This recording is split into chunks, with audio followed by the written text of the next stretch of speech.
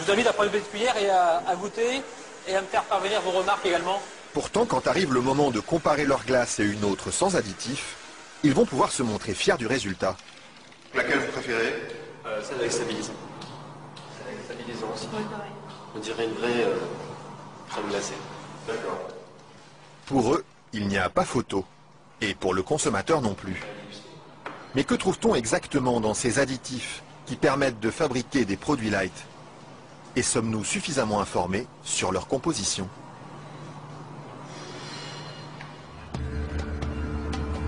C'est à Vilvoorde, à quelques kilomètres de Bruxelles, que nous sommes allés chercher les réponses. Au bout de cette zone industrielle se cache une usine très discrète, filiale d'un des plus grands groupes chimiques européens. On y fabrique l'un des additifs les plus utilisés par l'industrie, le E441, plus couramment appelé gélatine. Et le responsable commercial de l'usine, Michel Vandenberg, n'est pas peu fier de nous montrer tout ce qu'on arrive à fabriquer avec son produit miracle. Alors je vais vous montrer quelques exemples des principales applications de la gélatine. Naturellement, le secteur alimentaire qui est l'application la plus importante au niveau mondial. Alors, vous avez ici tous les produits gélifiés. Le premier marché pour lui, ce sont les bonbons. Mais on trouve aussi sa gélatine dans des gélules pharmaceutiques, des pellicules photo et même des shampoings. Il y en a partout de produits finalement. Ce serait pas mal qu'il y en ait partout. Mais pour ça, il faut produire toujours plus. Alors ici, l'usine tourne à plein régime. Et la fameuse gélatine de Michel Vandenberg, la voici qui sort, tout au bout de la chaîne.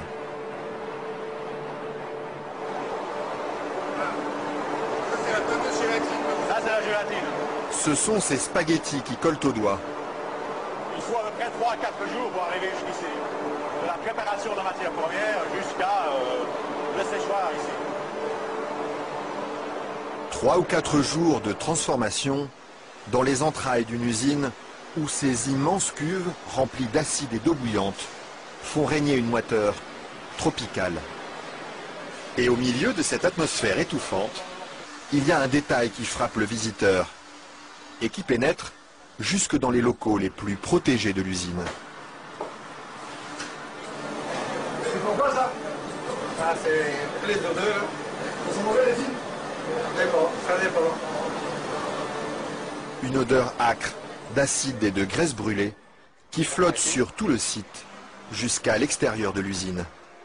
Et la raison de cette odeur, la voici. C'est la matière première avec laquelle on fabrique la gélatine. Ça, c'est la matière première. Nous traitons donc la couenne, la peau de porc. D'accord. De la peau de porc qui arrive par palettes entières dans son usine. Une matière première qui ne lui coûte presque rien et qu'il achète dans toute l'Europe. Ceci vient de Hongrie. Ça vient de Hongrie, d'accord. Voilà. Et tous les jours, près de 150 tonnes de couenne de porc attendent dans ce hangar d'être dévorées par un monstre d'acier au nom évocateur, Dinosaurus.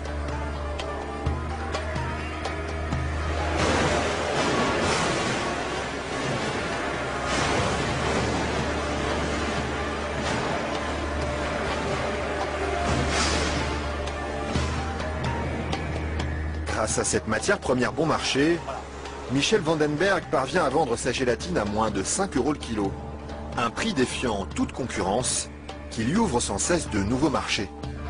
Et celui qui marche bien en ce moment, c'est justement le marché des produits light. Attendez, il ne faut pas filmer ça à 1 minute.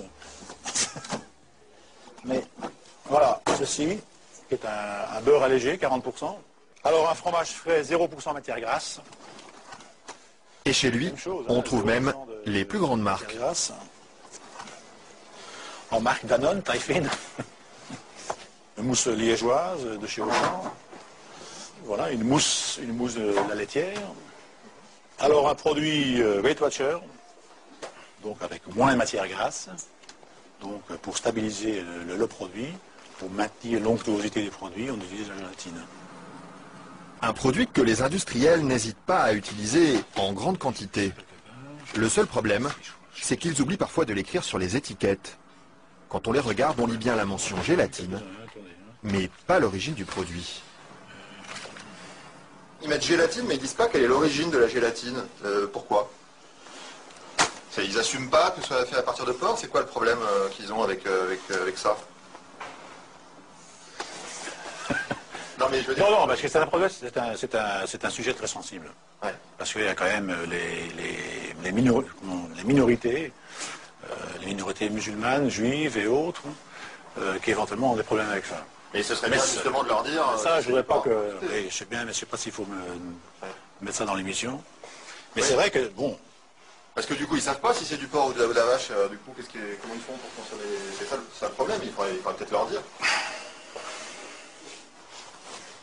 Une question qui laisse Michel Vandenberg sans voix et à laquelle aucune marque de l'agroalimentaire n'a souhaité répondre, malgré nos nombreuses sollicitations. À croire que la gélatine de porc est un sujet sur lequel il préfère rester discret.